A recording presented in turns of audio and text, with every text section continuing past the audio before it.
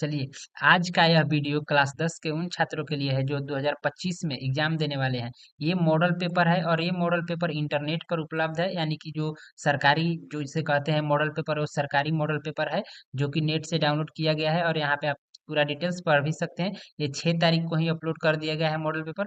आज हम इसका सोल्यूशन आप लोगों को कराने वाले हैं और साइंस का, ये साइंस का मॉडल पेपर होने वाला है। तो सब लोग जिसका भी जो भी सब्जेक्ट का आपको मॉडल पेपर चाहिए, आप नीचे कमेंट कर दीजिएगा, हम आपको उसका पूरा सोल्यूशन अपलोड कर देंगे। इस वीडियो में हम लोग केवल साइंस के क्वेश्चंस को देखेंगे। ये यहाँ पे देख सकते हैं 2025 का है, क्लास 10 का है और इसमें जितने भी क्वेश्चन है आपको याद करके जाने हैं, सभी अच्छे क्वेश्चन है। इसमें 5 सेट है, आपको 5 सेट मिलेगा और अभी हम आज पहला सेट कराने वाले हैं। 5 सेट इसमें होंगे और अभी हम पहला सेट कराएंगे और उसके पूरे 80 के 80 क्वेश्चन कराएंगे और 80 क्वेश्चन में से आपको सिर्फ 40 ही मेन एग्जाम में जाके टिक करने हैं। तो चलिए शुरू करते हैं। देख सकते हैं आपके सामने पहला सेट यहाँ पे ओपन हो चुका है कि विज्ञान का ये पहला सेट है और इस सेट को हम आपको कराने वाले हैं। इसमें पहला क्वेश्चन हम आपको कराएंगे। चलिए बिना किसी देरी के शुरू किया जाए।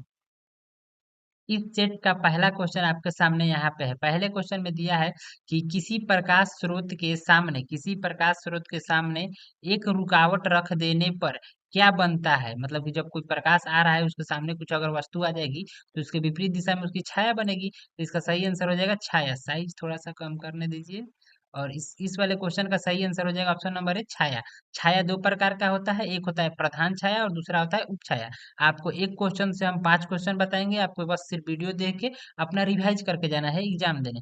दूसरा क्वेश्चन है कि समतल दर्पण की फोकस दूरी होती है, समतल दर्पण की फोकस दूरी अनंत होती है। कई एक बार पूछ चुका है कि समतल दर्पण की फोकस दूरी कितनी होती है, तो समतल दर्पण की फोकस दूरी अनंत होती है, यानी कि दूसरे का ऑप्शन नंबर डी हो जाएगा सही। ये सब कुछ नहीं होता है, मतलब समतल दर्पण में समतल दर्पण की सीधे फोकस दूरी अनंत होती है और समतल दर्पण की वक्रता त्रिज्या भी अनंत होती है। और एक चीज हमेशा याद रखिएगा कि समतल दर्पण द्वारा हमेशा सीधा प्रतिबिंब बनता है और समतल दर्पण के सामने जितने मतलब लंबा वस्तु रहेगा उसका उतना ही लंबा प्रतिबिंब बनेगा, यानी सेम साइज का। ठीक, आगे तीसरा क्वेश्चन की ओर चलते हैं। तीसरा में है कि 1 मीटर, ये देखिएगा 1 मीटर दिया है, ये प्लस में है। अगर कुछ नहीं लिखा है तो इसको एक प्लस माना जाता है। 1 मीटर फोकस दूरी वाले उत्तल लेंस, और आपको याद रखना पड़ेगा कि उत्तल लेंस की क्षमता धनात्मक होती है, यानी कि प्लस में ही है। आपको इस लेंस से समझना है कि ये प्लस है।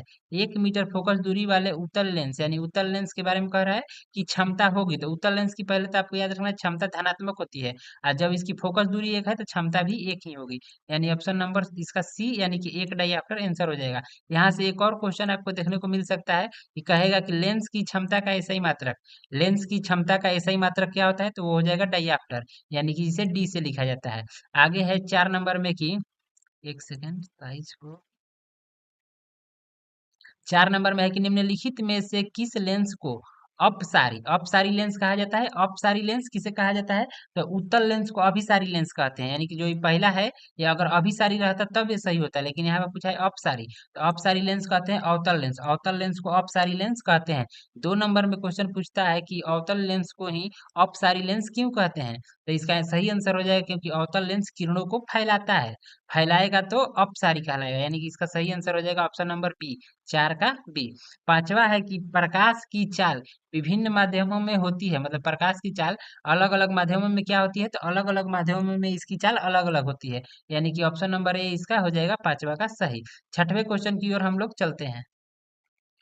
6 नंबर क्वेश्चन यहाँ पे है कि किस किसी लेंस द्वारा उत्पन्न आवर्धन का SI मात्रक, यानी यहाँ पे साफ साफ पूछा है कि लेंस द्वारा उत्पन्न आवर्धन, आवर्धन का SI मात्रक क्या होता है, तो आपको याद रखना है कि आवर्धन का कोई मात्रक नहीं होता है, यानी कि 6 नंबर क्वेश्चन का आंसर हो जाएगा डी, यानी कि आवर्धन का कोई मात्रक नहीं होता है, यानी कि मात्रक विहीन इसका सही आंसर हो जाएगा।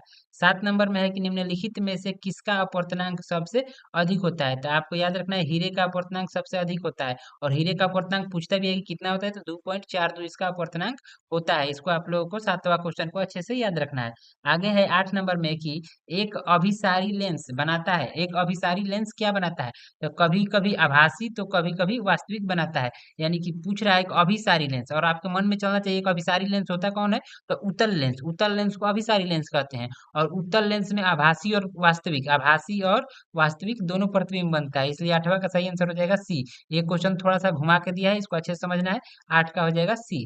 आगे है 9 नंबर में कि आकाश का नीला रंग, एक सेकंड वेट कीजिएगा। हाँ, यहाँ पे आकाश का नीला रंग होना किस परिघटना का परिणाम है? मतलब कि आकाश का नीला रंग क्यों होता है? तो प्रकाश के प्रकीर्णन के कारण आकाश का रंग नीला होता है। हमने 2 नंबर के क्वेश्चन में भी इसको लिखवाया है कि आकाश का रंग नीला क्यों होता है। आगे है 10 नंबर क्वेश्चन में कि प्रकाश का प्राथमिक वर्ण है। मतलब प्रकाश के प्राथमिक वर्ण कौन होते हैं? तो लाल भी होता है, नीला भी होता है, हरा भी होता है। आरबीजी करके हमने लिखवाया था कि प्राथमिक रंग कौन कौन है? तो आरबीजी, रेड ब्लू ग्रीन। तो इसमें से सही हो जाएगा इनमें से सभी, यानी ऑप्शन नंबर डी इसका सही आंसर हो जाएगा। आगे है 11 नंबर में कि बृहद संख्या में प्रकाश सुग्राही कोशिकाएं कहाँ होती है? मतलब कि हमारे आंख में कहाँ पर प्रकाश सुग्राही कोशिकाएं सबसे अधिक होती है? तो रेटिना में। इसका सही आंसर हो जाएगा सी, रेटिना। ये पीछे आप लोगो ये देख सकते हैं, बिहार सरकार का है, जो कि बिहार बोर्ड का होता है। तो आपको बिल्कुल टेंशन नहीं लेना है, ये एकदम इंटरनेट वाला ही मॉडल पेपर है, आपको बस इसको याद करके जाना है। आगे है 12 नंबर क्वेश्चन में कि दूर दृष्टि दोष के उपचार के लिए किस लेंस का उपयोग किया जाता है? तो हमने बताया था कि जब रोग 2 अक्षर का है तो इसका उपचार 3 अक्षर वाला होगा, यानी कि उत्तल लेंस। अगर रोग 3 अक्षर का होता है, जैसे कि निकट होता है, निकट दृष्टि दोष, निकट में नी क अट 3 अक्षर का होता है, तो उसका आंसर हो जाता है अवतल। लेकिन दूर है, यानी कि दू आ र, तो 2 अक्षर का रोग है, तो इसका आंसर हो जाएगा 3 अक्षर वाला, यानी कि उत्तल लेंस। यानी 12 का ऑप्शन नंबर ए होगा सही। आगे है 13 नंबर में कि मानव नेत्र के लिए दृष्टि का अस्थायित्व होता है 1/16 सेकंड। ये दृष्टि का भी और कान का भी, दोनों का 1/16 सेकंड होता है, इसको याद रखना है। आगे है 14 नंबर में कि निम्नलिखित में से कौन सा मात्रक वाट के बराबर है? यानी कि वाट बराबर क्या होता है? तो जूल पर सेकंड। जूल पर सेकंड, यानी कि 14 का ऑप्शन नंबर बी हो जाएगा एकदम सही। आगे है 15 नंबर में कि 1 किलोवाट घंटा बराबर होता है, तो 1 किलोवाट घंटा को ही यूनिट या बीओटी यानी कि वोट कहते हैं। 1 किलोवाट घंटा बराबर हो जाएगा 1 यूनिट के, यानी कि ऑप्शन नंबर बी आपका सी ऑप्शन सी, ध्यान से इसका 15 का ऑप्शन नंबर सी 1 यूनिट सही हो जाएगा। आगे है 16 नंबर में कि विद्युत शक्ति का ऐसा ही मात्रक क्या होता है? विद्युत शक्ति का ऐसा ही मात्रक, एकदम बिल्कुल आसान आसान क्वेश्चन ही आपको एग्जाम में आएंगे, और इसका सही आंसर हो जाएगा वाट। विद्युत शक्ति का ऐसा ही मात्रक वाट होता है।